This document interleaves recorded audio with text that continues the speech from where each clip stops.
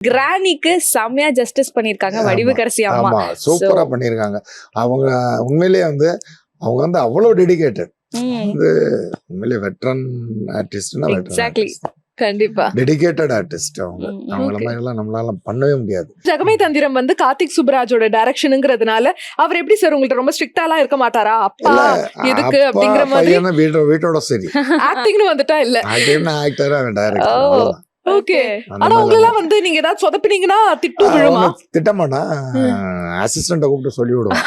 Okay டைரக்டா deal பண்ணாம அப்படியே அப்ப ரொம்ப இது பண்ணானு வருவேன். என்னன்னு நான் சொல்றபடி செய்யுங்க நான் அப்படிட்டு போயிடுவேன். ஓகே அப்போ தன்னடக்கமாதான். ஆமா ஆமா ஆமா. பேட்டையில ஒரு ஃபைட் சீக்வன்ஸ் நானும் வேன்ல இறங்கி சண்டை போடுவேன். அவரு வேன்ல நின்று பார்த்துட்டு இருப்பாரு. என்னால எனக்கு அந்த இதுல முடியல, அடிச்சுட்டு இருந்தேன். ஃபைட் மாஸ்டர் வந்து ரீடேக்னு ஒரு 3 டேக் எடுத்தது. எனக்கு ஒரு மாதிரி ஆயிடுச்சுன்னு அப்படி போய் உட்காந்தேன். அப்படியே வந்தாரு, என்னைய பார்த்தாரு. பார்த்துட்டு டக்குன்னு மைக் வாங்கி, கார்த்திக் இனிமேல் அப்பா அவன் படத்துல நடிக்க மாட்டாராம், அதனால என்ன இப்படி வேலை வாங்குறேன் அப்படின்ட்டு என்கிட்ட, சார் இதுக்குதான் நம்மள மாதிரி எல்லாம் ஃபைட் போடக்கூடாது.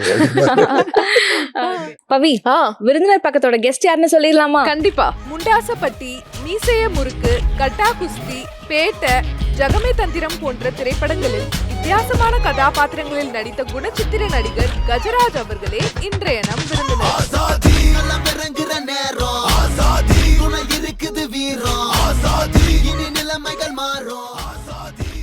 வணக்கம் சார். வணக்கம். எப்படி இருக்கீங்க? நல்லா இருக்கேன். நீங்க எப்படி இருக்கீங்க? சூப்பரா இருக்கும் சார். அண்ட் உங்களோட மூவி கிரானி இப்ப ரிலீஸ் ஆகி சூப்பரான ரெஸ்பான்ஸ் வந்துட்டு இருக்கு. படத்துல வந்து ஒரு இம்பார்ட்டன்ட் கேரக்டர் நடிச்சிருக்கீங்க. எவ்வளவு சந்தோஷமா இருக்கு? ரொம்ப சந்தோஷமா இருக்கு. ஏன்னா இந்த கேரக்டர் உண்மையிலேயே நான் வந்து டைரக்டருக்கும் ப்ரொடியூசருக்கும் ரொம்ப தேங்க்ஸ் சொல்லணும்.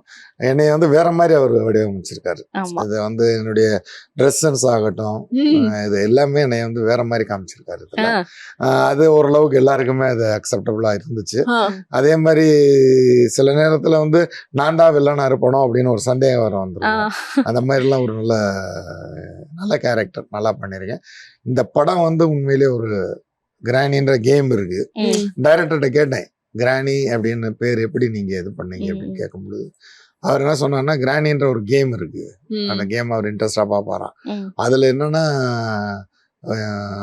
அந்த கதவை திறக்க எல்லாம் வெளியே ஓடிடணும். அதனால மாட்டிக்கிட்டாங்கன்னா பின்னாடி வந்து அந்த பாட்டி வந்து நானும் விளையாண்டுருக்கேன். அது இருட்டுல நம்ம போய் ஒளிஞ்சுக்கணும். அதான் ஒரு ஹாஸ்பிடலுக்குள்ள நடக்கிற மாதிரி இருக்கும். ஆமா, இல்லன்னா அந்த பாட்டி அந்த கம்பு வச்சு அடிச்சிரும். அடிக்க மட்டும் தான் செய்வாங்களா? இல்ல அவ்வளவுதான், நம்ம வந்து க்ளோஸ், அதோட அந்த லெவல் முடிஞ்சிரும். அந்த இது முடிஞ்சிரும். ஸோ அந்த மாதிரி ஒரு இதில் வந்து அந்த பாட்டிக்கு ஒரு பேக் ட்ராப் இருந்துச்சுன்னா எப்படியா இருக்கும் அப்படின்னு நினைச்சு அவர் கதை எழுதியிருக்காரு. உண்மையிலேயே சூப்பரா இருக்கும் இந்த கதை வந்து. உண்மையிலேயே அந்த இது அப்புறம் சரி, அது ரைட்டா கேம் இதுவும் கனெக்டே ஆகலை, பாட்டி மட்டும்தான். மற்றபடி நம்ம அந்த மாதிரி சீன்ஸ் எதுவுமே வைக்கலையே அப்படின்றப்பதான் என்ன சொன்னார்னா, அதுல 2 குழந்தைகள் இருக்கு. அவங்க வந்து லண்டன்ல இருந்து வர்றவங்க. ஸோ அதுக்கு ஆக்சுவலா படத்துல வந்து காதும் கேட்காது, பேசவும் முடியாது அவங்களால. ஸோ அந்த மாதிரி கேரக்டர் அந்த 2 பிள்ளைகளும். ஸோ அவங்க ஒருவேளை பேசுனா லண்டன் அந்த ஃபாரின் ஸ்டைல்ல கிரானின்னு தான் கூப்பிடுவாங்க. ஸோ அதனால அந்த மாதிரி வச்சிருக்காரு, அந்த நேம் வச்சிருக்காரு. அதனாலதான் அந்த படம் வந்து கிரானி அப்படின்னு. கிரானி அது டக்குனு வந்து நிறைய பேருக்கு புரியல. கிரானியா அப்புறம் தான் கிரானி கிராண்ட்மா பேஸ்ட் சப்ஜெக்ட் அப்படி. சோ அந்த கிரானிக்கு செம்மையா ஜஸ்டிஸ் பண்ணிருக்காங்க வடிவுக்கரசி அம்மா. சூப்பரா பண்ணிருக்காங்க. அவங்க உண்மையிலேயே வந்து அவங்க வந்து அவ்வளவு டெடிகேட்டட். வந்து உண்மையிலேயே வெட்டரன் ஆர்டிஸ்ட்னா எக்ஸாக்ட்லி கண்டிப்பா டெடிகேட்டட் ஆர்டிஸ்ட். அவங்கள மாதிரி எல்லாம் நம்மளால பண்ணவே முடியாது. அதாவது அந்த மேக்கப் போடுறதுக்கு நியர்லி 4 hours ஆகும். மோல்டு எடுக்கல. இவங்க வந்து கொஞ்சம் அந்த பட்ஜெட்டுக்காக, ஏன்னா அந்த ப்ரொடியூசர் அம்மா வந்து புதுசு, விஜயா மேரி சொல்லி அவங்க புதுசாக அவங்க கேமராலாம் வாடகைக்கு விடுறவங்க. பட்டு ஃபர்ஸ்ட் ஒரு படம் எடுப்போம்னு நினைக்கும் பொழுது, என்னைக்குமே சினிமாவில் வந்து தெரியும், உங்களுக்கே தெரியும், சினிமா வந்து நம்மளுக்கு ஒரு பயமா தான் இருக்கும். வந்து ரிலீஸ் ஆகி அந்த கலெக்ஷன் வர்ற வரையும், பணம் எடுக்கிற வரையும் போட்டவங்களுக்கு ஒரு பயம் இருக்கும். கண்டிப்பா அந்த பயம் அவங்களுக்கு இருக்கு, இப்போ வரையும் இருக்கு. ரிலீஸ் ஆனதுக்கு அப்புறமா ஓடணும்ல, எப்படி ஒரு வீக்காவது ஓடுச்சுன்னா அவங்களுக்கு ஒரு இது இருக்கும்.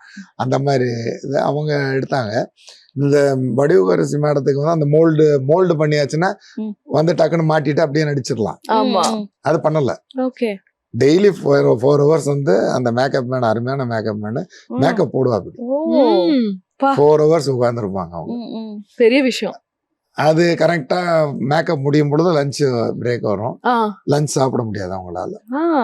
ஜூஸ் தான், அந்த ஸ்ட்ரா வச்சு ஜூஸ் தான். கொஞ்சம் இப்படி திரும்பினாலும் இந்த இடம் மடங்கிரும். ஸோ அப்போ அதை சரி பண்ணணும். ஸோ இது வந்து ஒரு அதுக்கப்புறமேல அதை உரிக்கிறது எல்லாமே பார்த்து, அதுக்கப்புறம் அதை ஃபுல்லாக ஸ்க்ராப் பண்ணி பார்க்கும்பொழுது அவர் ஸ்கின்னில் எல்லாம் புண்ணு வந்துருச்சு.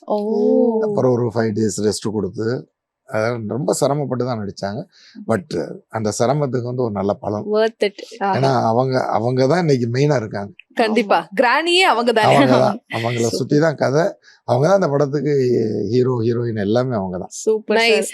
உங்களுக்கும் வடிவுக்கரசி அம்மாக்கும் வந்து நிறைய காம்பினேஷன் சீன்ஸ்லாம் எதிர்பார்க்கலாமா படத்துல? இல்ல, படத்துல வந்து ஆக்சுவலா சொன்னோம்னா எனக்கு அவங்களுக்கு வந்து காம்பினேஷன்ஸ் இல்ல. காம்பினேஷன் சீன்ஸ் எனக்கு இல்ல. எனக்கு என்னுடைய கேரக்டர் தனியா டிராவல் ஆகும். அதான் சொன்னேன், ஒருவேளை என்னையும் இல்லை நான் நினைக்கலாம், அந்த மாதிரியான ஒரு கேரக்டர். ஏன்னா அந்த கிராமம்னால எனக்கு வந்து அந்த 100 வருஷத்துக்கு முன்னாடி 50 வருஷத்துக்கு முன்னாடி நடக்கிற கதை எனக்கு தெரியும், நடந்தது. ஸோ அந்த அம்மா தான் இந்த அம்மாவான்றது அந்த வீட்டுக்கு போகும்பொழுது நான் யோசிப்பேன். அப்பதான் அந்த அம்மாவை பார்ப்பேன் நான். இதுலயும் பெரிய கூத்து என்னன்னா, அந்த டைரக்டர் வந்து அந்த அம்மாவை காமிக்காமே எனக்கு சீன் எடுத்துட்டாரு. ஃபர்ஸ்ட் டே என்னை வர சொல்லியிருந்தாரு. இங்க கொச்சின் போனேன். கொச்சின்ல இருந்து கார்ல டிராவல் பண்ணி போறதுக்கு டிராபிக் தான் தெரியுமா, கேரளா டிராபிக். போகும்பொழுதே நான் மத்தியானம் 12:30 1 மணிக்கு தான் போனேன். திரும்ப நைட் ஃபிளைட் 9 மணிக்கு கோயம்புத்தூர்ல இருந்து மறுநாள் சென்னையில வந்து ஷூட் அட்டன் பண்ணணும். ஸோ இந்த நான் போனது லேட்டு. அப்ப உங்களுக்கு மேக்கப் போடணும்னா அவங்களுக்கு லேட் ஆகும். அப்படின்றப்ப என்ன செய்யறேன்னு பார்த்தாரு அவரு. சார் ஒன்றும் இல்லை, நீங்க வாங்க, நம்ம உங்க சீன் எடுத்துடுறேன் அப்படின்ட்டு நான் அப்படியே வீட்டுக்குள்ள வருவேன். படத்துல எல்லாம் பாத்தீங்கன்னா தெரியும். வீட்டுக்குள்ள உள்ள வருவேன். அப்பதான் அந்த வீட்டுல அவங்க வந்திருப்பாங்க லண்டன்ல இருந்து. அவங்ககிட்ட பேசிக்கிட்டே உள்ள வருவேன்.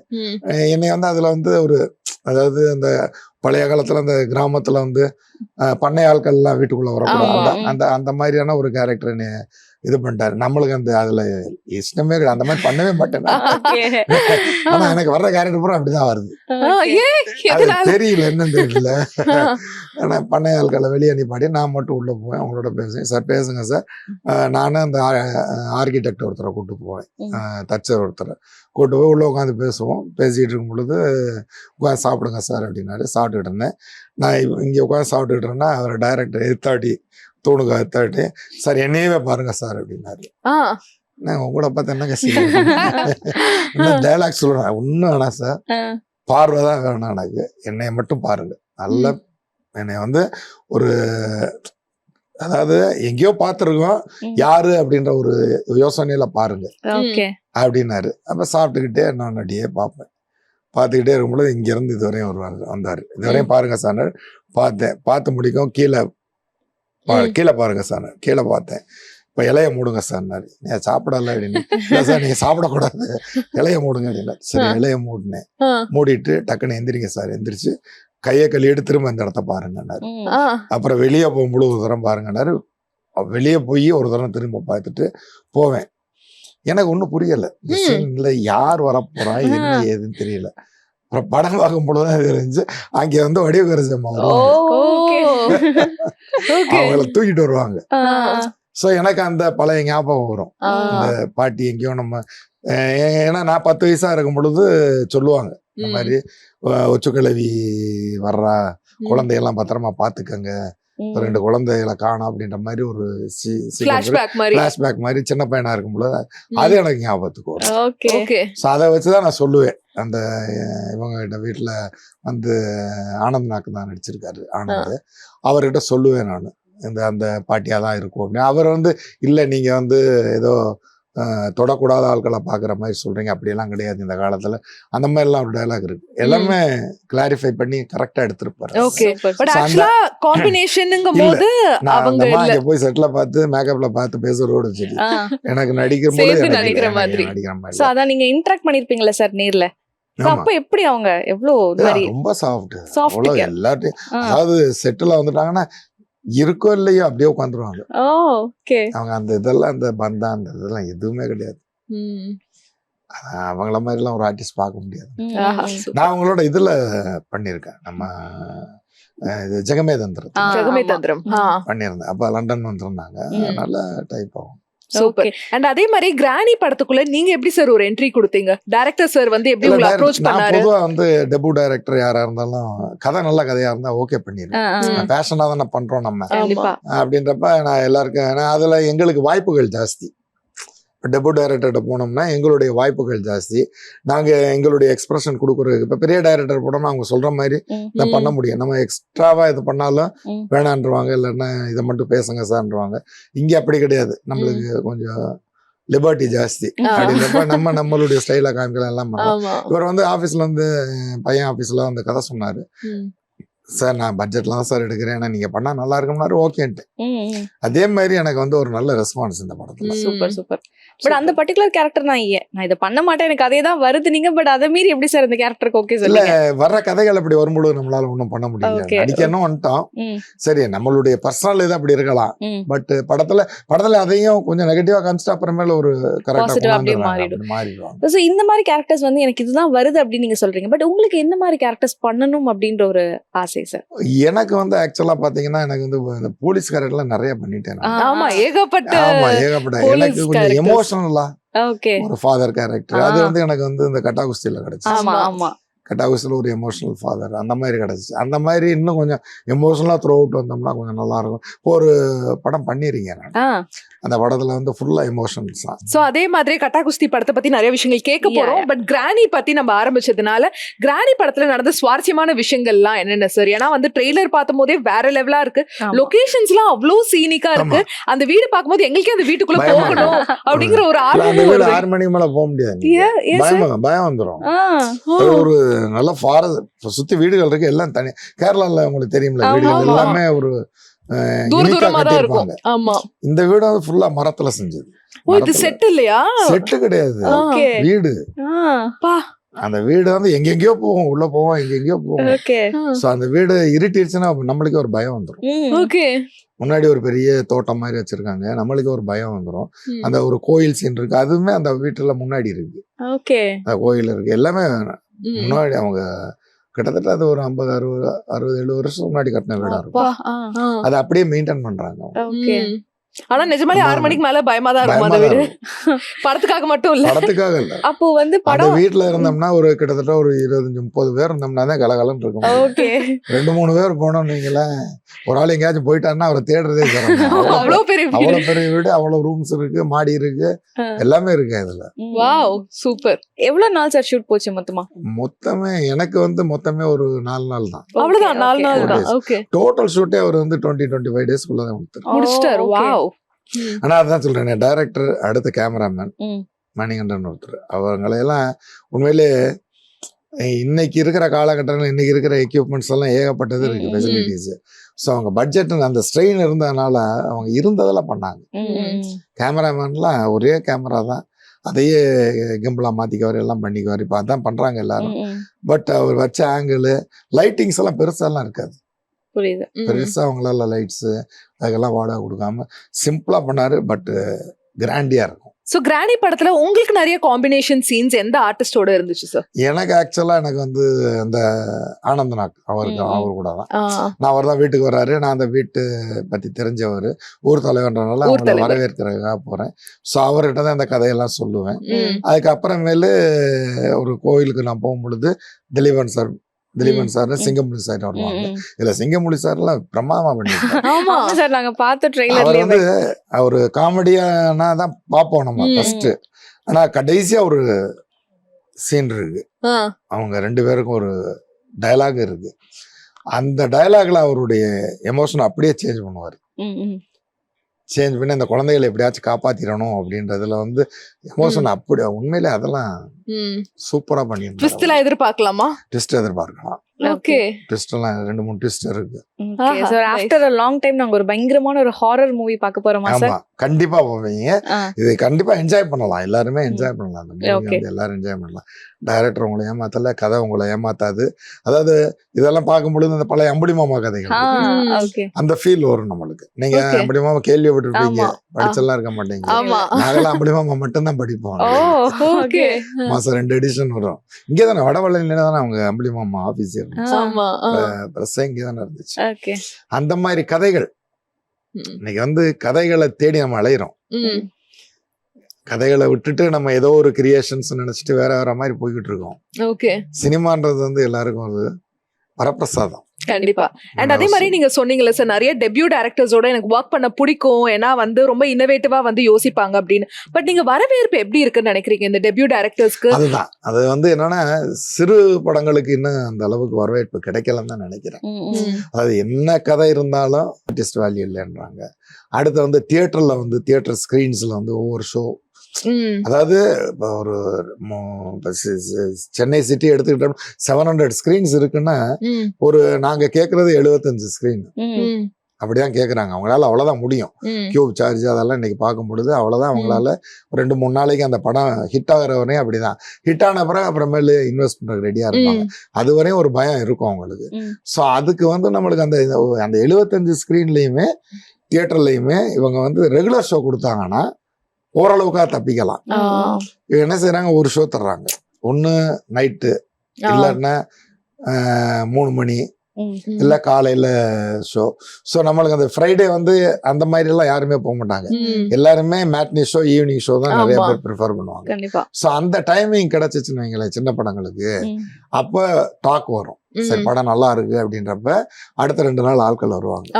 ஸோ இந்த நம்மளுக்கு கிடைக்கிற டயத்துல இப்ப சென்னையில ஏகப்பட்ட ஸ்கிரீன்ஸ். இப்போ இது மதுரையில் எடுத்தீங்கன்னா ஒரு 3 தியேட்டர்ல போடுவாங்க. 3 தியேட்டர்லயும் 3 ஷோ நடக்கும். ஒவ்வொரு தியேட்டர்லயும் ஒவ்வொரு ஷோ போட்டிருப்பாங்க. ஸோ அந்த மாதிரி இடம் இது பிசி சென்டர்ல எல்லாம் நல்லா ஹிட் ஆகும் இந்த படங்கள்ல, இந்த மாதிரி படம். அந்த இடங்கள்ல அவங்க பார்த்துட்டு கமெண்ட்ஸ் கொடுக்காததுக்கு முன்னாடி மறுநாள் என்ன ஆகும், கூட்டம் சனிக்கிழமை ஈவினிங் தான் நம்ம எதிர்பார்க்கலாம். இவங்க போடுறது மார்னிங் ஷோ போட்டிருப்பாங்க. சனிக்கிழமை மார்னிங் வரலன்னு வைங்களேன், ஞாயிற்றுக்கிழமை படத்தை எடுத்துடுறாங்க. முதல் வாரம் என்ன படம் நல்லா ஓடிச்சா அந்த தான் போட்டுடுறாங்க அவங்க. ஸோ இதனால வந்து நல்ல படங்களுக்கு பெரிய வாய்ப்புகள் கிடைக்காம போயிருது. ஏன்னா சிறுதொழில் தான் நாட்டை வளர்க்கும். சிறுதொழில் தான் எந்த இண்டஸ்ட்ரியிலுமே பாருங்க. ஏன்னா சிறுதொழில்னா நிறைய பேர் இருப்பாங்க, நிறைய பேருக்கு வேலை வாய்ப்பு கொடுக்கலாம், எல்லாருக்குமே வேலை வாய்ப்பு கிடைக்கும். அந்த மாதிரியான ஒரு சிச்சுவேஷன். ஸோ சிறிய முதலீட்டாளர்களை வந்து இவங்க வந்து கொஞ்சம் என்கரேஜ் பண்ணி அவங்களுடைய படங்கள் ஓடுறதுக்கு, நல்ல படங்கள், நான் இதுக்காக மோசமான படங்களை போய் நம்ம பார்க்கணுன்ற அவசியம் இல்லை, நல்ல கதைகள் இருக்கிற படங்களை என்கரேஜ் பண்ணாங்கன்னா அவங்க திரும்ப இன்வெஸ்ட் பண்ணுவாங்க. அடுத்தடுத்து இன்வெஸ்ட் பண்ண. இப்ப பாருங்க 25 நாள்ல படம் முடிஞ்சிருச்சு. இவங்களுக்கு வந்து கரெக்டா கிடைச்சிருந்தா ரிலீஸே ஒரு 3 மாசத்துல ரிலீஸ் வந்திருக்கலாம்.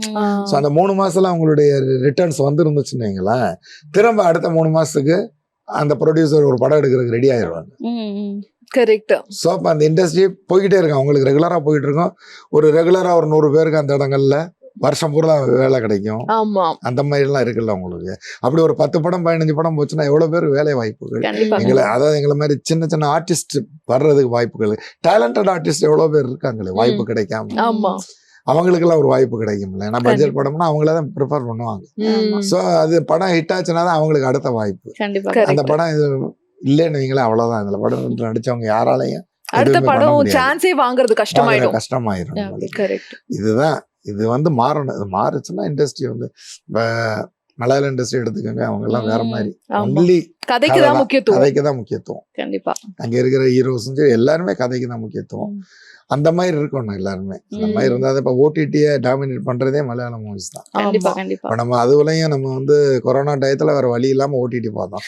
அந்த நேரத்துல தமிழ் படங்கள் வந்து ஓடிடியில விடக்கூடாதுன்ற ஒரு முடிவுல இருந்தாங்க.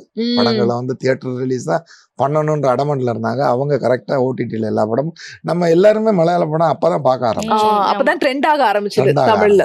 ஏன்னா வீட்டுல உட்காந்துருந்தோம் அப்படின்றப்ப தமிழ் படங்கள் வந்த படங்கள் தான் வருது. என்ன செய்யறதுன்னு பார்க்கும்போது புது புது மலை, அப்ப ஸ்டோரிஸ் நம்மளுக்கு புரிய ஆரம்பிச்சு. ஸ்டோரி ஓரியன்டா அவங்க படம் எடுக்கிறாங்க அப்படின்ற கான்செப்டுக்கு வந்தாங்க. அது இப்போ கொஞ்சம் மாறி இருக்கு. தமிழ்ல இருந்து இப்ப டூரிஸ்ட் ஃபேமிலி வந்துச்சு, இந்த 2-3 படங்கள்லாம் நம்மளுக்கு வந்துச்சு. ஓரளவு ஸ்டோரி ஓரியன்டா போச்சு. அந்த படம் நல்லா ஹிட் ஆச்சு உங்களுக்கு. ஸோ அந்த மாதிரி இப்பதான் கொஞ்சம் சேஞ்ச் ஆகுறோம் நம்ம. ஓகே. அதே மாதிரி உங்களுக்கு சார் தமிழ் தவிர வேற ஏதாவது மொழி லாங்குவேஜஸ் படங்கள் வந்து பண்ணணும் அப்படின்னு ரொம்ப ஆசை? எனக்கு மலையாளத்துல ஒரு சின்ன ஒரு படத்துல வந்து பண்ணேன். என்ன படம் சார்? கூடல்னு சொல்லி ஒரு 3-4 மாசத்துக்கு முன்னாடி தமிழ் பேசுற போலீஸ் கேரக்டர் இன்ட்ரோடக்ஷன் இன்ட்ரோடியூஸ் பண்றதே என்னைய வச்சுதான் இன்ட்ரோடியூஸ் பண்ணுவாங்க. அது மட்டும் தான் பண்ணேன். பட் எனக்கு வந்து மலையாளத்திலயும் தெலுங்குலயும் பண்ணணும் சார். இந்த போலீஸ் கேரக்டர் பத்தி நம்ம பேசுறதுனால இது வரைக்கும் ஏதாவது போலீஸ் கேரக்டர் திரும்ப திரும்ப வந்து இல்லைங்க நான் பண்ணலைங்க அப்படின்னு நீங்க ஏதாவது ரிஜெக்ட் பண்ண படங்க So, இது வரைக்கும் சொன்னதே இல்லையா அப்படி? வேணாம்னு Okay. சொன்னதே இல்லை. அவங்கள சரி நம்மளை கூப்பிடுறாங்க, நம்மள அந்த கேரக்டர் சூஸ் பண்ணிருக்காங்க, அது எது வேணா Okay. சொல்லிட்டு. ஓகே. சோ இது மாதிரி ஏகப்பட்ட படங்கள் நீங்க பண்ணியாச்சு சார். இப்ப வரைக்கும் வந்து மக்கள் மத்தியில இந்த படம் தான் எல்லாருக்குமே ரெஜிஸ்டர் ஆயிருக்குன்னா எந்த படம் நீங்க சொல்லுவீங்க? ஃபர்ஸ்ட் டாப் 3ல நம்பர் 1 எந்த படம்? நம்பர் 1 சொன்னோம்னா எனக்கு ஓடிடி ரிலீஸ்ல வந்து ஜெகமே தந்திரம். ஜெகமே தந்திரம். ஓகே. அது எதனாலன்னா நான் ஒரு கோயிலுக்கு போயிருந்தேன். ஆ. கோயிலுக்கு போயிருக்கும் பொழுது பெங்களூர்ல இருந்து ஒரு ஃபேமிலி வந்திருந்தாங்க. Okay. அதுல ஒரு சின்ன பொண்ணு வந்துருந்துச்சு, ஒரு ம். 6-7 வயசு இருக்கும் அந்த பொண்ணு வந்துருந்துச்சு. அவர் வந்து பார்த்துட்டு, சார் நான் உங்க பையனுடைய பெரிய ஃபேன், நல்லா இருந்துச்சு சார் ஜெகமே தந்திரம், நாங்கள் ஓடிடியில் பார்த்தோம், நல்லா அருமையான படம் சார் அப்படின்னது. இந்த ஜெகமே தந்திரம் சொல்லும்போது அந்த பொண்ணு டக்குன்னு என்னை பாட்டு இவர் தட்டு கழுவுற தாத்தால அப்படின்னு. ஓகே. ஸோ அந்த அளவுக்கு அந்த கேரக்டர் எனக்கு வந்து Register. ஒரு இம்பார்ட்டன்ஸ் கொடுத்துச்சு. உண்மையிலே அது வந்து ஒரு அகதிகளுடைய வழியை சொன்ன ஒரு கேரக்டர், அது எனக்கு ரொம்ப பிடிக்கும் அந்த படம். Okay. உங்களுக்கு ஆனா கொஞ்சம் வருத்தம் இருக்கா சார்? ஜெகமே தந்திரம் வந்து இன்னும் நல்லா ரீச் ஆயிருக்கலாம் ஆமா, ஆடியன்ஸ். தியேட்டர்ல வந்துருந்துச்சுன்னா கண்டிப்பா ரீச் ஆயிரும். ஓகே. தியேட்டர்ல வந்து தியேட்டர் படம் தான் அது, தியேட்டருக்காக தான் பிளான் பண்ண பிளான் படம். பண்ணி எடுத்த படம் அது. ம். அது அதுக்கப்புறம் அந்த நேரம் இந்த கொரோனா அந்த மாதிரி ஆமா. இருந்தனால அவங்க அது அடுத்து அதே மாதிரி மகானா அதே மாதிரி தான் தியேட்டருக்காக ஆமா. பிளான் பண்ணது தான். ம். அதுவுமே ஓடிடிக்கு போயிடுச்சு. இந்த 2 படம் ஓடிடிக்கு போனது பெரிய வருத்தம் தாங்க. ஓகே. தியேட்டர் ரிலீஸ் ஆயிருந்துச்சுன்னா அதனுடைய அந்த கூசம்பன்ஸை நம்ம கொஞ்சம் என்ஜாய் பண்ணிருக்கலாம் நம்ம. ஓகே. பட் ஆக்சுவலா ஜெகமே தந்திரம் வந்து கார்த்திக் சுப்ராஜோட டைரக்ஷனுங்கிறதுனால அவர் எப்படி சார் உங்கள்ட்ட ரொம்ப ஸ்ட்ரிக்டாலாம் இருக்க மாட்டாரா? அப்பா எதுக்கு அப்பா அப்படிங்கிற மாதிரி பையனை வீட்டோட சரி, ஆக்டிங்னு வந்துட்டா இல்ல. ஆக்டர் ஆக்டர் அவன் Oh. டைரக்டர். ஓகே. ஆனா உங்களெல்லாம் வந்து நீங்க ஏதாவது சொதப்பினீங்கன்னா திட்டு விழுமா? திட்டமாட்டா, அசிஸ்டண்ட கூப்பிட்டு சொல்லி விடுவோம். ஓகே. டைரக்டா டீல் பண்ணாம அப்படியே அப்ப ரொம்ப இது பண்ணா வருவேன், என்னன்னு நான் சொல்றபடி செய்யுங்க நான் அப்படின்னு போயிருவேன். ஓகே. அப்போ தன்னடக்கமாதான். ஆமா ஆமா ஆமா. ஓகே. இது வரைக்கும் சார் நீங்க பண்ண கேரக்டர்ல நீங்க பண்ணும்போது நான் நடிக்கும் போது இது இவ்ளோ பெரிய ரீச் ஆகும் நான் எதிர்பார்க்கவே இல்லை, பட் அன்எக்ஸ்பெக்டடா இப்படி பயங்கரமா வந்து வைரல் ஆயிடுச்சு அப்படின்ற அது மாதிரி. எனக்கு வந்து அடங்கமரு அடங்கமரு. அடங்கமரு கேரக்டர் மீசை முருக்கு.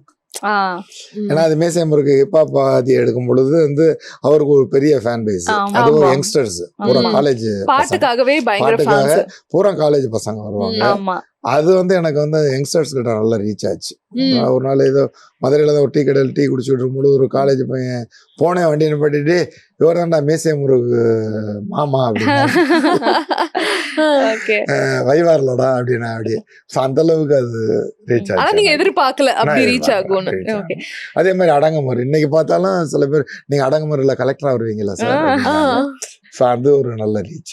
Okay sir. ஆஹா. சோ கார்த்திக் சுப்ராஜ் அவர்களே எங்களுக்கு ஒரு பயங்கரமான ஒரு டைரக்டரா தெரியும். நீங்க ஃபியூச்சர்ல ஏதாவது படங்கள் டைரக்ட் பண்றதுக்கான இல்ல, வாய்ப்புகள் இல்ல. இருக்கா சார்? இல்லை. அவங்களுக்கு என்ன வருமோ அதை பார்த்தோம்னா ஓகே. ஆக்டிங் மட்டும்தானா? ஆக்டிங் மட்டும்தான். ஓகே. ஏன்னா அவர்ட்ட இருந்து இன்ஸ்பயர் ஆகி பையன் என்ன இப்படி வேற லெவலா டைரக்ட் பண்றாப்ல, எனக்கும் வந்து அந்த டைரக்ஷன்ல ஒரு இல்ல, இல்ல, இல்ல. இன்ட்ரெஸ்ட் வருது. அந்த டெஸ்டே பண்ண மாட்டேன் நான். ஓகே. பட் அவர் உங்களோட டிஸ்கஸ் பண்ணுவார்ல சார் ஒரு கதை உருவாக்கும் போது உங்களுக்கான இல்ல, like- முன்னாடி கதையெல்லாம் நான் படிப்பேன். நான் ஆ, பேட்டையில இருந்து கொடுக்கறது இல்ல. ஏன் சார்? பேட்டை கதையே எனக்கு தெரியாது. ஓகே. தெரியாம தான் நடிச்சீங்களா நீங்க இல்ல, ஆக்சுவலா? என் கேரக்டரை பத்தி சொல்லிட்டேன். But கதையா? எப்பயுமே கதையா எனக்கு ஃபர்ஸ்ட் அவனுடைய பவுண்டட் ஸ்கிரிப்ட் நான் படிச்சிருவேன். ம், எல்லா படம் படிச்சுட்டு இருந்தேன். பேட்டையில இருந்து கொடுக்கறது இல்ல. ம், ஓகே. ஏன்னா நான் இண்டஸ்ட்ரியில கொஞ்சம் இதாகும் பொழுது ம். யாராச்சும் ஏதாச்சும் கேட்டா சொல்லிடணும் அப்படின்ற ஒரு பயம் அவனுக்கு வந்துடும். கண்டிப்பா. அதனால அதை பத்தி இப்ப அதை பத்தி எல்லாம் நான் டிஸ்கஸ் பண்றல. அவன் ஆபீஸ்ல வந்தானே அவன் ஆபீஸ், நான் நடிக்க போயிட்டான் என்னுடைய நடிப்பு. அவ்வளவுதான். ஓகே. அவ்வளவுதான். அண்ட் பேட்ட படத்துல வந்து ரஜினி சாரோட நடிச்ச அந்த எக்ஸ்பீரியன்ஸ் அது எப்படி இருந்துச்சு? ரஜினி சாரோட நடிச்ச எக்ஸ்பீரியன்ஸ் நான் ஏற்கனவே எல்லா இதுலயும் சொல்லிடுறேன். ஆமா. இப்ப சொன்னா கூட எனக்கு ஒரு மாதிரி இருக்கு. ஆ. ஏன்னா நான் அவருடைய மிகப்பெரிய ஃபேன். ஃபேன். அவர் வந்து கட்சி ஆரம்பிக்கிறேன்னு இப்ப சொன்னாரு, இதப்ப சொன்னாரு, மூப்பனார் சார் அந்த டயத்துல சொன்னாரு ஆ. கட்சி ஆரம்பிப்பாருன்ற ஒரு ஐடியால இருக்கும்பொழுது நாங்க 3 வேன் ரெடி பண்ணியிருந்தோம் ஓ. வந்து சேர்றதுக்கு. இப்ப அந்த டயத்துல ஓகே. எனக்கு கிட்டத்தட்ட ஒரு 15 வருஷத்துக்கு முன்னாடி வச்சுக்கோங்க. ம். அந்த டயத்துல சொன்னார் நினைக்கிறேன், 15-20 வருஷம் இருக்காது. ஆமா So, முன்னாடி. அந்த அளவுக்கு நாங்க வெறியனா இருந்தோம். ஓ. ம். அப்படின்றப்ப அவரை பக்கத்துலயே இதுக்கு வந்து கபாலியில நடிச்சதுக்கு ரஞ்சித் சாருக்கு தான் நன்றி சொல்லுவோம். ஆமா ஆமா நிச்சயமா, கண்டிப்பா. என் பையன் வந்து ஒரு ஃபோன் அடிச்சா அப்பா ரொம்ப அவர் ஃபேனு, ஏதாச்சும் ஒரு சின்ன கேரக்டர் இருந்தா கொடுங்கன்னா அவர் நல்ல கேரக்டரை கொடுத்தாரு ஆ. எனக்கு. அதுக்கு வந்து ரஞ்சித் சார் இன்னைக்கு வரையும் நான் மறக்க மாட்டேன், ரொம்ப தேங்க்ஸ் சொல்லுவேன். ஏன்னா என்னுடைய நான் பக்கத்துல கூட பேச முடியுமா நினைச்சுக்கிட்டு இருந்தோம். சோ அவர் கூடயே நடிக்கிறதுன்றது வந்து எனக்கு ஒரு பெரிய அவர்கிட்ட போயிட்டு ஃபர்ஸ்ட் என்ன விஷயங்கள் பேசுனீங்க சார்? ரஜினி சார் இல்ல, அவரை பார்த்தோன்னே என்ன பார்த்தாலே சொன்னீங்க? பேசவே வேணாம்.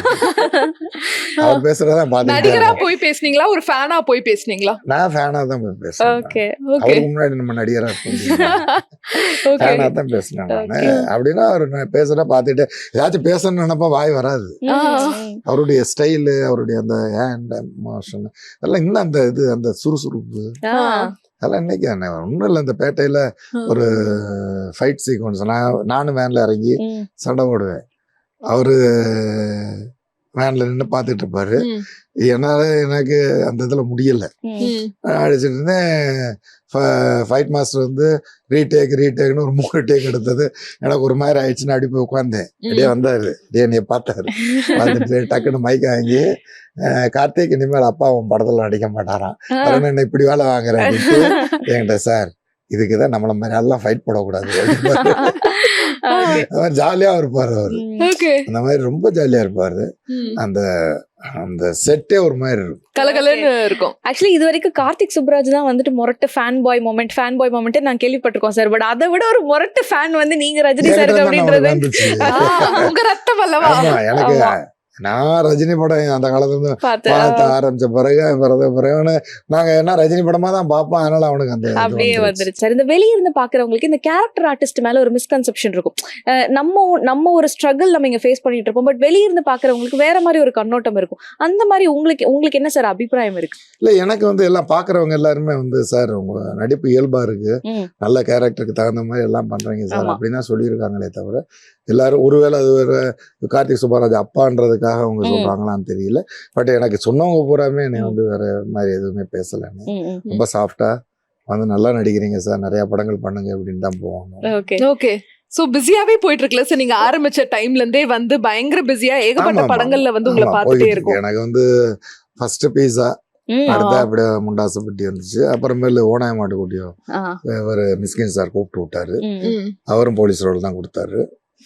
அப்புறமேலு அப்படியே வரிசையா படங்கள் அப்படியே வந்துச்சு. முண்டாசப்பட்டி படத்தை பத்தி கேட்டே ஆகணும், ஏன்னா ஃபுல்லா வந்து படம் ஃபுல்லா உங்களை பார்த்துட்டே இருக்கும். ரொம்ப வந்து எஸ்டாப்ளிஷ் ஆன கேரக்டர் அது. நீங்க எதிர்பார்த்தீங்களா சார்? அப்ப உங்க ஸ்டார்டிங் டைம் வேற இல்ல அது? நான் எதிர்பார்க்கவே இல்லம்மா. நான் வந்து என் பையன் படத்துல நடிச்ச மாதிரி சின்ன சின்ன கேரக்டர் பண்ணுவோம் தான் நான் நினைச்சேன். திடீர்னு போன் பண்ணி சத்தியமங்கலம் வாங்கினாங்க, போனது இந்த ஜிப்பா இதெல்லாம் போட்டு காமிச்சாங்க. என் முண்டாசு கட்ட சொன்னாங்க, கட்டினேன். கேரக்டர் நல்லா இருக்கு சார், உங்களுக்கு மத்தியானத்துக்கு மேலே சீன் என்ன சீன் அப்படின்னு, சார் சொல்றேன் சார் அப்படின்னு போயிட்டாரு டைரக்டர். அப்புறம் வந்து, சார் நீங்க தான் சார் ஊர் தலைவர். சார் நான் ஊர் தலைவர்ன்றப்ப 2-3 சீன் இருக்கும், ஒரு 4 நாளே வீட்டுக்கு போயிடலாம் அப்படின்ற ஐடியால இருந்தா அவர் வந்து, சார் நீங்க தான் சார் ஊர் தலைவர், மத்தியானம் உங்களுக்கு சீன் இருக்குன்ட்டு பேப்பர் பண்ணா கொடுக்குறாரு. டைலாக் பேப்பர் ஒரு பக்கத்துக்கு இருக்கு. நடாது படிச்சது கூட கிடையாது, படிக்கும் போது கூட இந்த மாதிரி படிக்கலையே அப்படின்ட்டு யோசிச்சுக்கிட்டே இருந்தேன். அவரை கூப்பிட்டேன், இங்க பாரு, இது உனக்கு படம், என் பையன் எவ்வளவு கஷ்டப்பட்டான்னு எனக்கு நல்லா தெரியும், நீ இப்பயும் ஒண்ணுமே இல்லை, நான் வந்ததுக்கு ஏதோ ஒரு சின்ன கேரக்டர் கூட நான் பாட்டு பண்ணிட்டு போறேன், இதுக்கு வேற யாராச்சும் இவ்வளவு பெரிய டைலாக்ல நான் பேச முடியாது. நான் ஏன்னா என் பையன் படத்துல 2 சீனு டைலாக் பேசினேன், சின்ன சின்ன டைலாக். அடுத்து நடிச்சது ஓடாய மாட்டுக்குடி. பையன் படத்துக்கு அப்புறம் உடனே எனக்கு வந்து ஓனாய மாட்டுக்குடி. ஓனாயாட்டுக்குடியில 3/4 மணங்கள் தான், டைலாகே கிடையாது. அப்படின்றப்ப இப்ப இவ்வளவு பெரிய டைலாக் நான் பேசுவேன்னு எப்படி நீ நம்பிக்கை வச்சேன்னு கேட்டேன். இல்ல சார் நீங்க பேசிடலாம் அப்படின்னு. சரி அப்படின்றப்ப ரூம்குள்ளதான் சீன் இருக்குமாக்குன்னு நினைச்சிட்டு போனோம்னா, வாங்க சார் இங்கே தான் சார் சீனுன்ட்டு ஒரு மரத்தடி கூட்டு போறேன். முன்னாடி 100 பேர் உட்காந்து பூரா இந்த சீனு பஞ்சாயத்து சீனு. என்னப்பா அப்படின்னு, சார் கட் பண்ணி போயிடலான்ட்டு அன்னைக்கு அந்த டைலாக் பூரா கட் பண்ணி எடுத்துட்டாங்க. ஒரு மாதிரி எடுக்கவும் அடுத்து ஒரு 1 வீக் கேப் வந்துச்சு. கூப்பிட்டு, நான் எத்தனை சீன்ல இருக்கேன், சீன் பேப்பர் மட்டும் ஒரு பண்டில் கொண்டாங்க. என்னடா பவுண்டட் ஸ்கிரிப்ட் பண்ணி கொடு சார், 64 சீன் நீங்க இருக்கீங்க. அப்புறம் வாங்கிட்டு வந்து வீட்டுல உட்காந்து இம்போசிஷன் மாதிரி எழுதி பார்த்து கொஞ்சம் பிராக்டிஸ் பண்ணிக்கிட்டு 1 வாரம் கழிச்சு போய் நடிக்கும் பொழுது டைரக்டர், சார் சூப்பரா பண்ணீங்க சார் Okay. இதுதான்ப்பா நான் கேட்டது. மிங்கிள் ஐட்டம்னா கொஞ்சம் கரெக்டா இருக்கும். நீங்க எனக்கு முதல்ல வந்து கூப்பிட்டு ட்ரைனிங் கொடுத்துருங்க. திடீர்னு கூப்பிட்டு டைரக்டா சீனுக்கு வர சொன்னீங்கன்னா ஒரு ஆமா. பயம் வந்துடும். முன்னாடி ஒரு ரிஹர்சல் எதுவுமே இல்லாம அது வந்து என்னன்னா நாளைக்கு அவங்க பேரும் கெட்டு போயிடும், நம்ம பேரும் கெட்டு போயிடும். கரெக்ட். என்னடா இந்த கேரக்டர்ல இவர் எதுக்கடா போட்டீங்கன்னு கேட்டாங்க, நீங்க அதோட நம்ம கேரியர் முடிஞ்சுச்சு. ஆமா. முண்டாசுப்பட்டி கேரக்டருமே எல்லாருக்குமே அது ஒரு சாஃப்டா ஒரு மாதிரி பயந்து ஒரு மாதிரி இருந்ததுனால அந்த கேரக்டர் ஒர்க் அவுட் ஆச்சு. எல்லாருமே அது நல்லா இருக்குன்னு நிச்சயமா ஆமா. இன்னைக்கு வரைக்கும் அந்த கேரக்டர் அந்த வந்து கேரக்டர் நல்லா பேசப்பட்டு தான் இருக்குன்னு சார் சொல்லிட்டாங்க.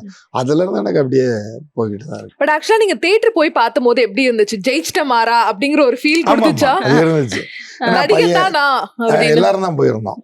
எல்லாரும் போயிருந்தோம். அப்ப பையன் வந்து சொன்னான் ஆ. நல்லா இருக்கு அப்படின்னா. 2-3 பேர் பெரிய ஆட்களே சொன்னாங்க நல்லா இருக்கு அப்படின்னாங்க. ரைட், இந்த படத்துல இருந்து நம்ம கொஞ்சம் டயலாக் பேசி நடிக்கலாம் Okay. அப்படின்னு ஒரு கான்பிடன்ஸ் வந்துச்சு எனக்கு. ஓகே. பட் நீங்க ஏதாவது சொதப்பின சீன்லாம் வந்து ஞாபகம் வந்துச்சா? பரவாயில்லையே, தெரியவே இல்லையேப்பா ஸ்கிரீன்ல இவ்ளோ சூப்பரா நடிச்சிருக்கேனே அப்படிங்கிற இல்ல, மாதிரி. சொதப்புற சீன் அவங்க விடல.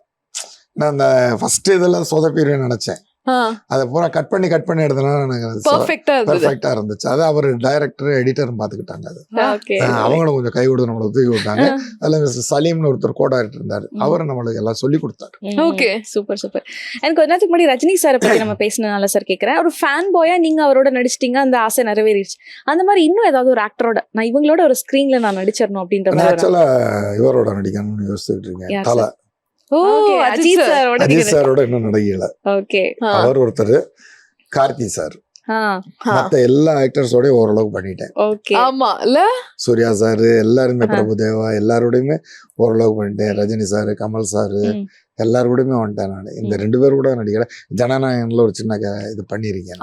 அதுக்காக தான் சார் வெயிட் பண்ணிட்டு இருக்கோம். இதெல்லாம் சார் நீங்க முன்னாடியே சொல்லியிருக்கணும். அதுல ஒரு ஓகே. சின்ன அது வினோத் சார்ட்ட சொன்னேன், சார் இதுல பண்ண முடியலன்னா அவ்வளவுதான், அவரோட பண்ணவே விஜய் முடியாது சாரோட லாஸ்ட் படம் வேற. ஓகே. அப்படின்னு உடனே இமிடியேட்டா கூப்பிட்டு சூப்பர் சார். ஒரு முக்கியமான சீன் ஒண்ணு கொடுத்தாரு. சின்ன இதனால கரெக்டா நல்லா இருக்கும். விஜய் சாரோட கொஞ்சம் காம்பினேஷன் இருக்கா? விஜய் சாரோட தான் அது.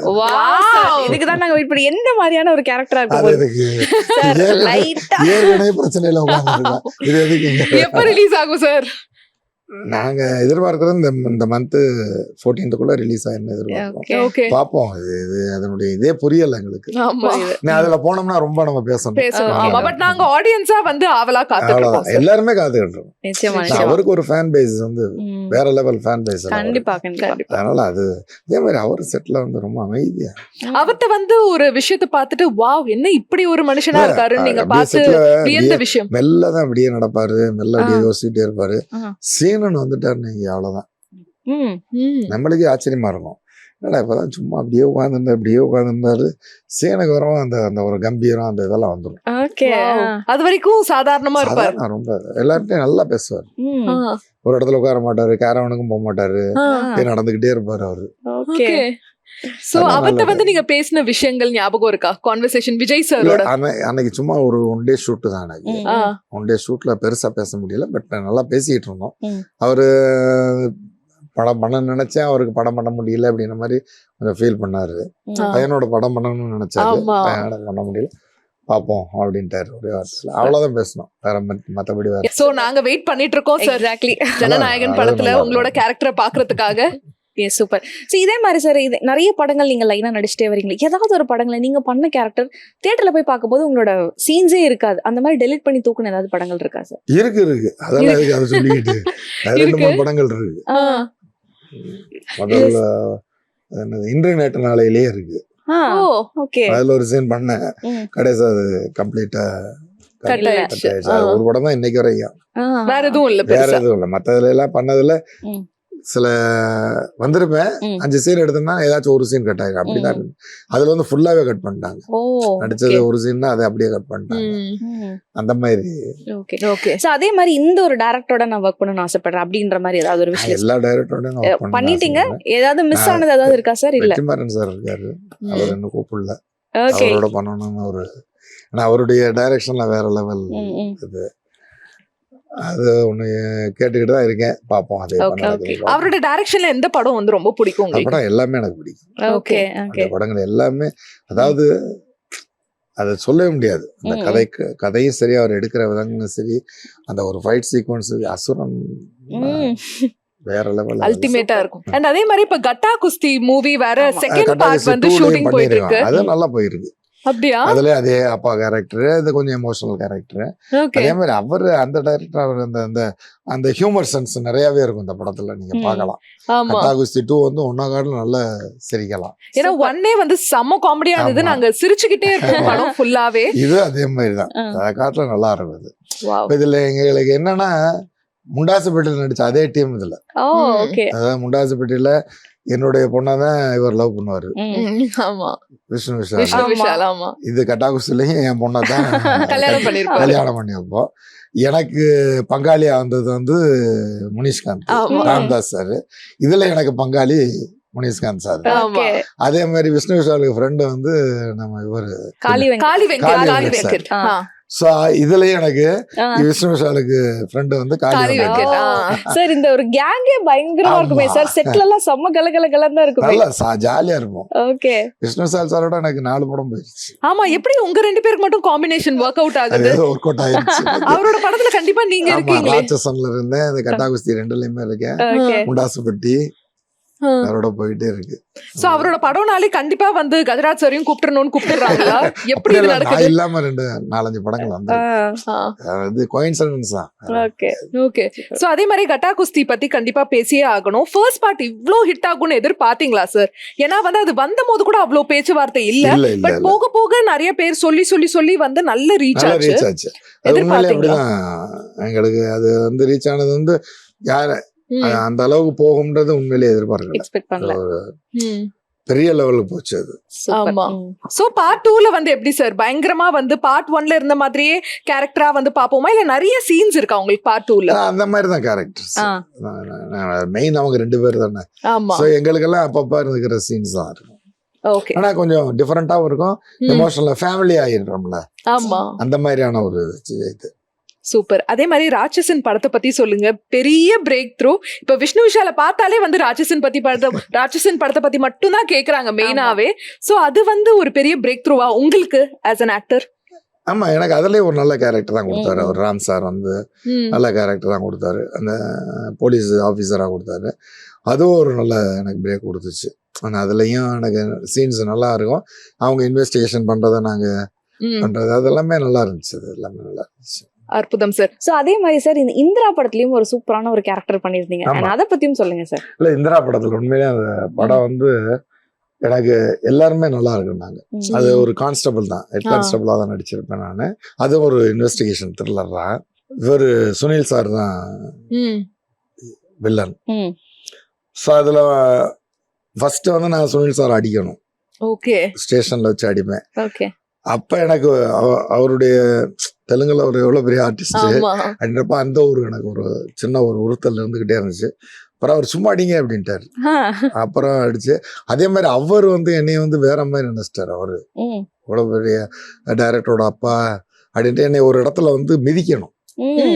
அதுக்கு அவர் சார் என்ன சார் அப்படின்னாரு, சார் சினிமா தானே, பரவாயில்ல சார், நல்லா காலை வைங்க சார், காலை எடுத்து நான் வைப்பேன், ரைட் சார்ட்டு அந்த மாதிரி எல்லாம் சில சீன்ஸ். அது வந்து எனக்கு வந்து வேற மாதிரியான ஒரு இதை கொடுத்துச்சு. எல்லாமே நல்லா எழுதியிருந்தாங்க. அது அற்புதம் சார், சூப்பர். இப்போ உங்களுக்காக ஒரு அருமையான செக்மெண்ட் வந்து காத்துட்டு இருக்கு. இந்த செக்மெண்ட் பேரு வந்து குட் பேட். ஓகேவா? நாங்க கேட்கிற கேள்விகளுக்கு நீங்க குட்னா குட்னு காமிக்கணும், பேட்னா பேட்னு காமிக்கணும். ஆனா உண்மையை மட்டும் தான் சொல்லணும். ஓகேவா? ஆரம்பிச்சிடலாமா சார்? சொல்லுங்க. ஓகே. சோ இதுதான் sir property, good or bad. நாங்க கேக்குற क्वेश्चनக்கு வந்து குட்னா குட்ன்றத காமிச்சிட்டு அதுக்கான ரீசன் சொல்லிருங்க, பேட்னா பேட்ன்றத காமிச்சிட்டு அதுக்கான ரீசன். கஜராஜ் சார் வந்து சமையல்ல குட் ஆர் பேட்? பேடா? சமையலே தெரியாது. பேசிக் சமையல் கூட வெந்நீர் போடுவேன். Okay. Hot water. Very good. கெட்டில்ல அதெல்லாம் ஹாட் வாட்டர் போடுவேன். சூப்பர். Okay sir. இப்பதான் இந்த இது பிளாக் காஃபிக்கு மிஷின் வந்ததுனால மிஷின்ல பவுடரை போட்டுட்டு அங்க தண்ணியை ஊத்திட்டு அந்த பிளாக் காஃபி போடுவேன். அவ்வளவுதான், மத்தபடி வேற எதுவுமே தெரியாது. Okay, super. சோ ஒரு ஆக்டரா உங்களுக்கு நீங்களே சொல்லிக்கிறது நம்ம இன்னும் கத்துக்கணும் அப்படின்னு நினைக்கிறீங்களா? சோ நீங்க ஒரு ஆக்டரா குட்டா பேடா சார்? ஆக்டரா வந்து என்ன சொல்றது, ரெண்டையுமே காமிக்கலாம் நானு. இல்ல சில இது வந்து நம்ம பண்ணது வந்து ஒரு மாதிரி இருக்கும், சில இது வந்து நல்லா இருக்கும். வீட்டுல வந்து யோசிக்கும் பொழுது இதை இன்னும் நம்ம பெட்டரா பண்ணிருக்கலாமோ அப்படின்ற ஒரு ஃபீல் இருக்கும். நான் வந்து எப்படின்னா டைரக்டர் ஓகேன்ட்டாருன்னு வைங்களேன், திரும்ப போய் நம்ம போய் இதை கூட பார்க்க மாட்டேன், மானிட்டர் கூட போய் பார்க்க மாட்டேன். அவங்களா ஏதாச்சும் கரெக்ஷன் சொன்னாதான், ஏன்னா அவங்களுக்கு தெரியுது இது போதும்னா போதும். இப்போ நம்ம சொல்றதுக்காக திரும்ப எடுக்கணும்னா அந்த டைம் இதுக்காக நான் வந்து இது பண்ணிடுறேன். பட் வீட்டில் வந்து யோசிப்பேன், ஸோ இதை வந்து நம்ம இந்த மாதிரி பேசியிருக்கலாமோ அப்படின்னு யோசிப்பேன். அதனால அதுல வந்து நான் குட்டா பேடான்னு சொல்ல தெரியும், ரெண்டுமே இப்ப காமிச்சிடுறீங்களா? காமிச்சிருக்கேன். அவ்வளவுதான், குட்டானா ஜாஸ்தி அப்படிங்கிற மாதிரி மேல தூக்கி. ஓகே, ஒரு டான்சரா நீங்க குட்டா பேடா? டான்சரா வந்து வெளியே பாக்குறவங்க என்னை குட்டுன்னு தான் சொல்றாங்க. ஓகே ஓகே, குட் தான், குட்டு தான். உங்களுக்கு வந்து ரொம்ப இந்த எனக்குன்னு சொல்ல இது இப்போ நாங்க வந்து ஆக்சுவலா நான் முன்னாடி ஃபார்மா கம்பெனி வச்சிருந்தேன். ஸோ அதில் வந்து அடிக்கடி வெளியூர் டூர்லாம் போவோம். அப்போ நாங்கள் வந்து ஃபேமிலியாக போவோம். டாக்டர்ஸ் எல்லாருமே ஃபேமிலியாக வருவாங்க. ஏன்னா அவங்களுக்கு ஒரு ரிலாக்ஸேஷன் வேணும்ல. அப்போ நைட்டு அந்த நம்ம ஃபெலோஷிப் கொடுக்கும் பொழுது, அப்போ தன்னால் ஃபெலோஷிப்னாலே தெரியும், தன்னால் ஆட்டம் வந்துடும். ஸோ பாட்டு போடும் பொழுது நம்ம பாட்டு டான்ஸ் ஆடுவோம். அதனால எல்லாருமே டான்ஸை ரசிப்பாங்க. அதை வச்சு நான் கூட்டு பண்றேன். ஓ சூப்பர் சார். ஸோ அந்த ஃபார்மா கம்பெனில ஒர்க் பண்ண ஒரு எம்ப்ளாயா இருந்தீங்க, நீங்க தான் ஓன் பண்ணீங்கல்ல, அந்த ஒரு ஈவெண்ட்டை வந்து மிஸ் பண்றீங்களா லைஃப்ல? நான் ஃபார்மா கம்பெனி வச்சிருந்தேன், இப்போ வந்து ஃபார்மா இண்டஸ்ட்ரி வந்து வேற மாதிரி போயிடுச்சு.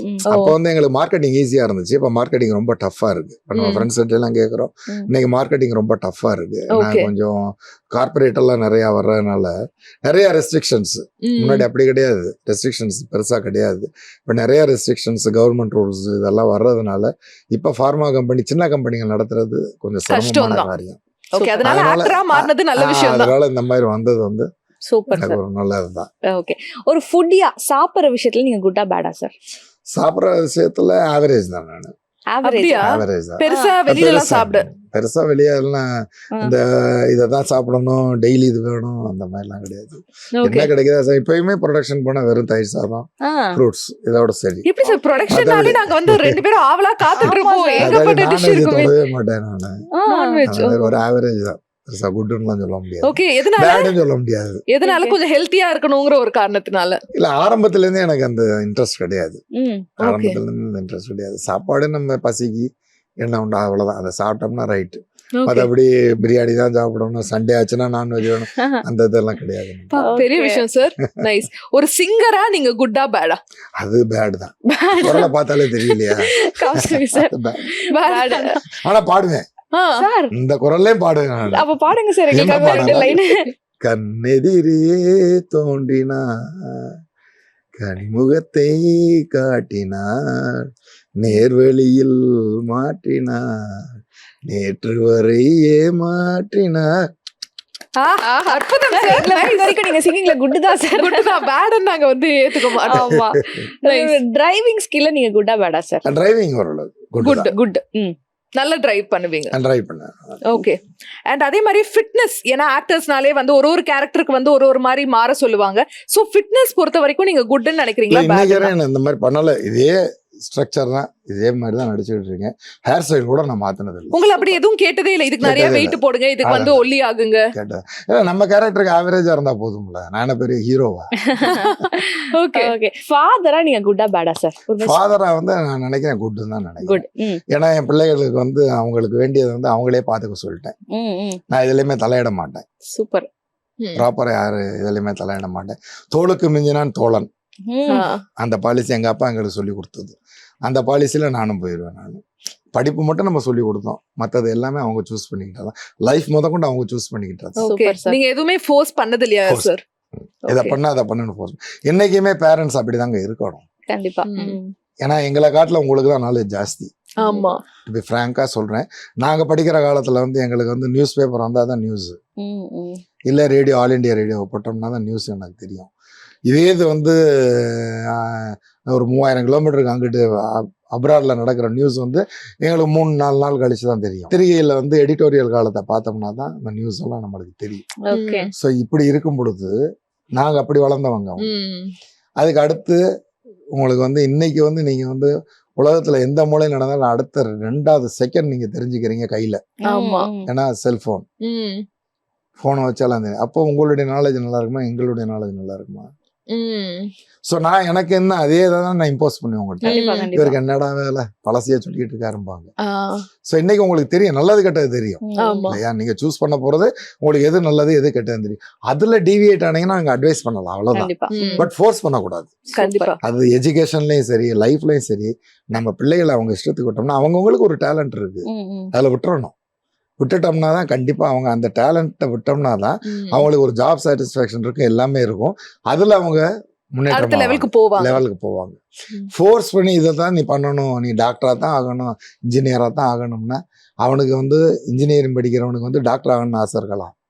நல்லா ஃபோர்ஸ் பண்ணி நம்மளை இன்ஜினியரிங் படிக்க வச்சிட்டாங்க. அந்த இதில் பண்ணும் பொழுது இல்லை ஜாப் வரும் பொழுது எதுனா ஏனோ தானு வேலை பார்ப்பான். கண்டிப்பா இல்லையா? டாக்டரா இருக்கிற வந்து இன்ஜினியர் ஆகணும் நினைப்பான். ஸோ அவனை டாக்டர் ஆகணும்னா அவன் என்ன செய்வான்? ஸோ இது வந்து அவங்களுடைய டேலண்ட்டை நம்ம தெரிஞ்சுக்கிட்டோமா, ஸ்கூல் பிள்ளைகளை கவனிச்சுட்டே வந்தோம்னா டேலண்ட் தெரிஞ்சிடும். அவன் எதுல இன்ட்ரெஸ்டா இருக்கானோ அதை வளர்த்து விட்டோம்னு வைங்களேன். இப்படி எல்லாருமே மாறிட்டாங்கன்னா நம்ம நாடு இன்னும் பெரிய வல்லரசாயிடும். சூப்பரா சொன்னீங்க சார், அற்புதம். அண்ட் அதே மாதிரி வந்து கார்த்திக் சுப்ராஜ் அவர்கள் வந்து ஃபாரின்ல ஒர்க் பண்ணிட்டு இருந்தாரு. அப்ப வந்து இந்த சினிமா ஆசை வந்து டக்குன்னு அந்த ஒர்க்ல இருந்து பாதியிலேயே இங்க வந்துட்டார்ல. அப்போ ஒரு பயம் இருந்துச்சா ஒரு அப்பாவா? ஏன்னா ஒரு ஸ்டேபிளான ஜாப், சினிமா நம்ம சொல்ல முடியாது எப்படி இருக்கும்னு. வந்து எங்களுக்கு ஒரு பயம் இருக்கதான் செஞ்சுச்சு, இல்லைன்னு சொல்ல முடியாது. சொன்னோன்னா அதை நான் போய் சொல்றேன்னு அர்த்தம். எல்லா பேரண்ட்ஸுக்குமே அது உள்ளதுதான். இருந்தாலும் அவனுடைய லைஃப் அப்படின்னு வரும்போது அவன் சூஸ் பண்றான். ஸோ அதை நான் கண்ட்ரோல் பண்ணக்கூடாது. அதில் நான் ரொம்ப தெளிவா இருந்தேன். அதை கண்ட்ரோல் பண்ணக்கூடாது. சரி, நம்மளால சமாளிக்க முடியும், நம்மளால சமாளிக்க முடியலன்னா நான் ஃபோர்ஸ் பண்ணலாம். நம்ம ஃபேமிலி இந்த மாதிரி இருக்கடா, கமிட்மெண்ட்ஸ் இருக்கடா, நீ பாட்டுக்கு வந்துட்டேன்னா என்னடா சரி. கமிட்மெண்ட்ஸ் எதுவுமே கிடையாது. நானும் சம்பாதிச்சுட்டு தான் இருந்தேன், ஒரு பிசினஸ் வச்சிருந்தேன். அப்படின்றப்ப நம்மளை அவன் வந்து வர வரை நம்மளை பார்த்துக்க முடியும், அவனையும் நான் சப்போர்ட் பண்ண முடியுன்ற ஒரு ஐடியா இருந்துச்சு. அதனால உன்னுடைய லைஃப் உன்னுடைய இது. அதனால அவனை படிச்சு முடிக்கும், 4 வருஷம் வேலை பார்ப்பேன், அப்புறம் நான் சினிமாவுக்கு தான் வருவேன். அதே மாதிரி வந்துட்டான். அதனால நம்ம அதில் தலையிடுறதுல இன்னைக்கு இப்போ ஏதாச்சும் ஒரு கம்பெனியில் இருந்தா CEO லெவலில் இருந்திருப்பான், அவ்வளோதான். ஐடி கம்பெனியில் இன்னைக்கு ஓரளவுக்கு ஃபேமஸான ஒரு ஆளாக இருக்கான்,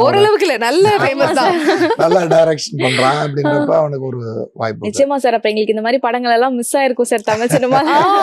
கண்டிப்பா. அதனால என்னைக்குமே குழந்தைகளை வந்து நம்ம வந்து அட்வைஸ் பண்ணலாமே தவிர ஃபோர்ஸ் பண்ணலாம். சூப்பர் சார், அற்புதம் sir. One last question sir. சினிமால இருக்கும் ஆக்டிங்ன்றத தாண்டி டெக்னிக்கலா நீங்க குட்டா பேடா? கொஞ்சம் இருக்கு. அது குட்னு சொல்ல முடியாது, ஆவரேஜ். அப்ப குட்டே காமிச்சிக்கலாம், ஆவரேஜ். அதில் கொஞ்சம் ஃப்ரேம் வைக்கும் பொழுதே சில இதெல்லாம் தெரியும். இப்போ சில பேர் மறந்துட்டாங்கன்னா, சார் என்ன சார் இதை எடுக்க மறந்துட்டீங்க, அதெல்லாம் கொஞ்சம் அதுல கான்சன்ட்ரேட் பண்றதுனால அது தெரியும். Okay, super. So good bad வந்து அற்புதமாக முடிஞ்சிடுச்சு. கரெக்ட்டா வந்து பதில் சொல்லிட்டீங்க. Coming back to granny. So granny படம் வந்து ஏன் ஆடியன்ஸ் பார்க்கணும், ஆடியன்ஸ் பார்த்தா என்ன மாதிரியான எக்ஸ்பீரியன்ஸ் வந்து அவங்களுக்கு கிடைக்கும்? ஃபர்ஸ்ட் நான் முதல் சொன்ன மாதிரி ஒரு சிறு முதலீட்டு படம். ஸோ இந்த முதலீடு வந்து அந்த ப்ரொடியூசரமாக போய் சேர்ந்துச்சுன்னா தான் அடுத்த படம், ஸோ அடுத்த வாய்ப்புகள் வரும். இதுக்கு ஃபர்ஸ்ட் அது ரீசன். அடுத்து வந்து இந்த படம் வந்து யாரையும் ஏமாத்தாது. இது வந்து இந்த காமிக்ஸ், இந்த மாயாஜால படங்கள், கதைகள் படிச்சவங்களுக்கு இது வந்து உண்மையிலேயே ஒரு வரப்பிரசாதம். அதாவது ரொம்பவும் பயமுறுத்தாது, பயமுறுத்தாமலும் இருக்காது. சிலதெல்லாம் இருக்கு நாக்க வெளியே தொங்க போட்டு ஒரு மாதிரி, அந்த மாதிரி கிடையாது. அந்த மாதிரி கிடையாது. இது நம்ம பார்க்கலாம், ஒரு கதை, ஒரு ஸ்டோரி ஓரியன்ட் ஒரு த்ரில்லர். இதுல பாத்தீங்கன்னா தெரியும். இந்த படம் பாத்துக்கிட்டு இருந்தீங்கன்னா, இப்ப நாங்கெல்லாம் பாத்துட்டோம், நீங்க எல்லாம் போய் பாத்தீங்கன்னா அந்த எக்ஸ்பீரியன்ஸ் இருக்கும். அதே மாதிரி இல்ல மியூசிக் போட்டவர் வந்து ஃபாரின்ல டாக்டரா இருக்கிறவர் தான் மியூசிக் போட்டு, அமெரிக்கா டாக்டர்னா அவருக்கு இன்ட்ரெஸ்ட் போட்டிருக்காரு. அந்த மியூசிக்குமே அந்த படத்தை கொஞ்சம் நிப்பாட்டி இருக்கு அந்தந்த இடத்துல வந்து. அதான் நீங்க பாத்தீங்கன்னா தெரியும், அவங்க ஸ்ட்ரெயினோட எடுத்திருக்காங்க இந்த படம், கஷ்டப்பட்டு எடுத்திருக்காங்க, இருக்கிறத வச்சு எடுத்திருக்காங்க. சோ அதுக்காக இந்த படத்தை பார்த்து எல்லாருமே என்கரேஜ் பண்ணணும். கண்டிப்பா எல்லாரும் தியேட்டர்ல போய் பாருங்க. டெஃபினட்டா சார். சோ இவ்ளோ நேரம் வந்து ரொம்ப அழகா, ரொம்ப யதார்த்தமா நிறைய விஷயங்கள் உங்களோட சினிமா ஜர்னி பத்தி சொன்னீங்க. அண்ட் கிரானி படம் வந்து சூப்பர் டூப்பர் ஹிட் ஆகணும். ஜெயா டிவி சார்பா பெரிய பெரிய வாழ்த்துக்கள். நிகழ்ச்சிக்கு வந்ததுக்கு ரொம்ப நன்றி சார். ஜெயா டிவி நேயர்கள் அனைவருக்கும் நன்றியை வணக்கம் தெரிவிச்சுக்கிறேன். ரொம்ப நன்றிமா.